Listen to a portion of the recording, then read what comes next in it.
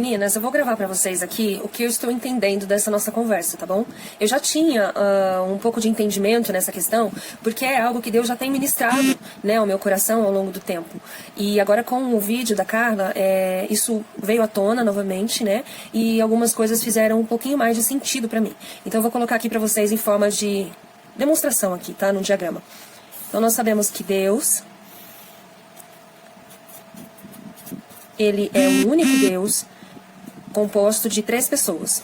O Pai, o Filho, que é Jesus, e o Espírito Santo, certo? Esse Deus cria, então, o homem, vou fazer mais ou menos aqui, tá?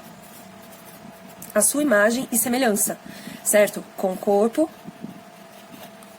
alma e espírito. Este homem, a partir do momento em que ele é criado, né, com esses três aspectos, dentro dele nós sabemos que existe aí a mulher, ok? Porque do homem foi tirado. Então esta mulher também tem a mesma essência, o corpo, a alma e o espírito, ok?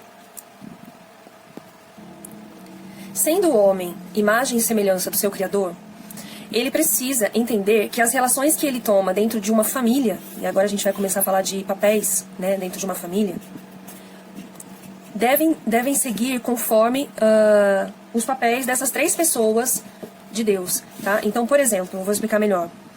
Na família tem 3 partes também, como você disse, o pai, o filho e a mãe. Certo? Então, esse pai aqui precisa agir como Deus Pai age. O modelo, o padrão de comportamento no relacionamento familiar, o padrão de comportamento desse pai é justamente o comportamento que ele enxerga no Deus Pai. Tá? Ele precisa se espelhar nas atitudes de Deus Pai. A mãe precisa se espelhar nas atitudes do Espírito Santo. E aí a gente precisa conhecer as Escrituras, né, pra gente saber exatamente como o Espírito Santo age. E geralmente é uma das dificuldades maiores em teologia, é compreender as atitudes do Espírito Santo.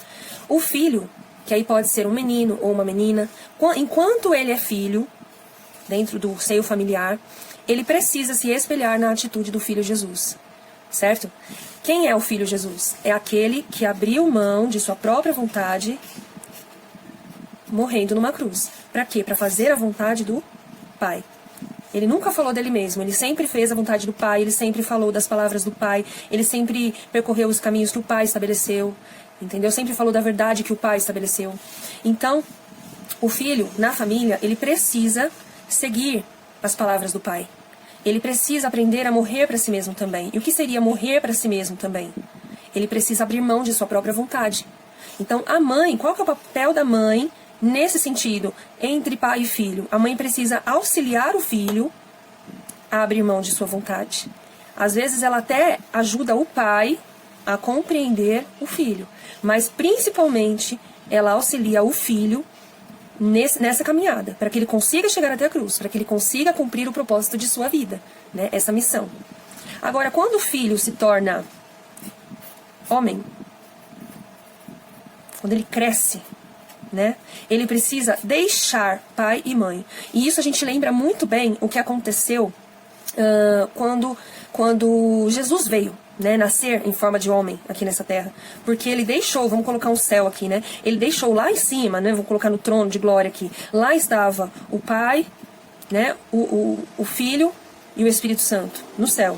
Então o Filho, o que ele faz? Ele deixa o Pai e o Espírito Santo. Ou seja, ele deixa o Pai e a Mãe, né? E ele desce. Ele vem aqui para a terra, certo? Onde nós sabemos aí então que ele nasce, né? Aqui na terra. Aqui tá parecendo uma bola de futebol. Mas enfim.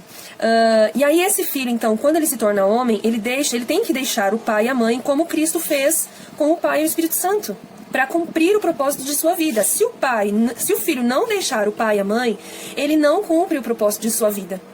Entendem? Então, isso é extremamente importante para a gente entender. Quando o filho deixa o pai e a mãe, ele unir-se-á à sua mulher. Certo? Essa união, os dois se tornarão uma só carne. ok? Essa união, né, tornar-se-á uma só carne, a gente fala a respeito do casamento, mas a gente fala também a respeito do ato sexual, tá? Deturpado pelo inimigo, né, atualmente. Então, no ato sexual, eu acredito que ele configure aí a união perfeita do homem e da mulher. Por isso que a gente tem que ver o ato sexual como um presente de Deus mesmo, um mistério de Deus para o homem e para a mulher, ok? E é através dessa união perfeita que eles geram filhos, né?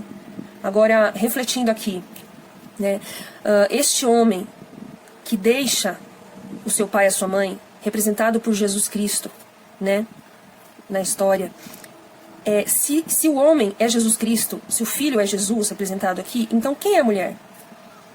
Quem é a mulher? Você vai saber dizer isso. Se o homem é Jesus Cristo, quem é a mulher que se une a ele, tornando-se uma só carne? A igreja. O homem se une à sua mulher. Jesus se une à igreja. Isso, né, pelo meu entendimento, vai acontecer de modo pleno quando Jesus voltar. Porque vai haver aí as bodas do Cordeiro, né, que fala, haverá um casamento maravilhoso, uma aliança perfeita entre os dois, certo? Agora, o que isso nos diz em relação aos nossos comportamentos familiares? Se Jesus aqui representa o homem, ou o homem representa Jesus e a mulher representa a igreja, essa seria a esposa, e esse seria aqui o marido, então a atitude desse marido deve ser semelhante à atitude de Jesus, e Paulo falou a respeito disso. E a atitude da esposa deve ser semelhante à atitude da igreja. Então, como é que a igreja deve se comportar? Todos sabem disso. A igreja deve ser fiel ao seu Senhor. Ela deve ser fiel ao seu Senhor. E Jesus deve amar a sua igreja.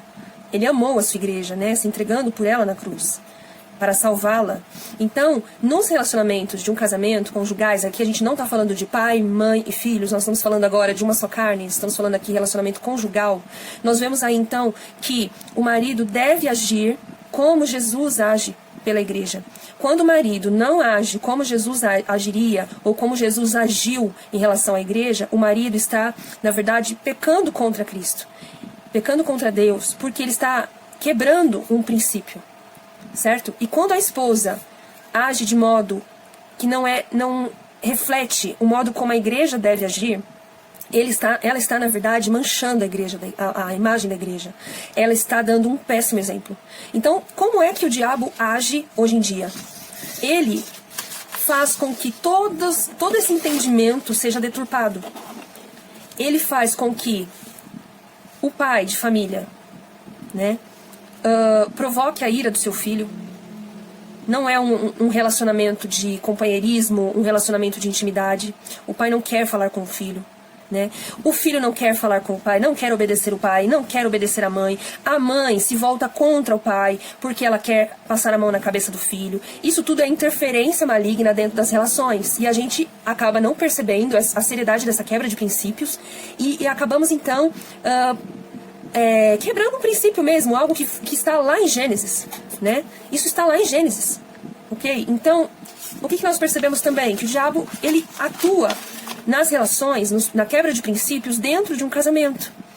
Ele faz com que essa esposa pense em trair, né, o seu esposo. E isso nada mais é como a representação da idolatria. É quando a igreja de Cristo vai se engraçar com outros altares, com outros ídolos, ok? Então nós precisamos entender que quando acontece um adultério, e aí, seja da parte da esposa ou da parte do marido, tanto faz, né? Eles estão quebrando um princípio que é tremendo, que é o mistério que Paulo fala, né? É o mistério entre a união de Jesus e a igreja. Então, se ele adultera, se ela adultera, eles estão manchando espiritualmente a imagem daquilo que Deus quer revelar, né? Está escrito que o filho deixará o seu pai e unir-se-á à sua mulher e serão ambos uma só carne. Eles estavam nus e não se envergonhavam. O que significa isso? Eles estavam nus e não se envergonhavam. Significa que não há segredos entre a igreja e Jesus Cristo. Tudo o que ele sabe, ele revelou a ela. Tudo o que ela tem para revelar a ele, foi revelado a ele. Entende? E assim deve ser o marido com a esposa com o marido, né? Ambos, uma só carne. Não há segredos entre eles, não há vergonha entre eles. ok? E nessa questão aí deles não terem vergonha, me vem essa ideia de que nós conversamos agora há pouco. Né? Eles são desbloqueados, vamos dizer assim, né, na linguagem dos coaches. Eles são desbloqueados, não há bloqueios para a atuação deles no mundo, ok? Então imagine se Jesus pode contar com uma igreja que é santa, imaculada, que o ama, que se entrega a Ele. O que é que essa igreja, junto com Jesus, sendo eles uma só carne, pode fazer nessa terra? Qual é a obra que ele pode fazer nessa terra? Entende? Tendo essa união como base. Bom, gente, basicamente é isso. Eu estou compartilhando com vocês aí um pouco da minha compreensão sobre esse assunto. E depois eu volto a falar com vocês sobre os 3 poderes, tá? Porque dá pra gente relacionar também essas questões todas com o âmbito do legislativo, do executivo e do judiciário. Tá bom? Um abraço, Deus abençoe.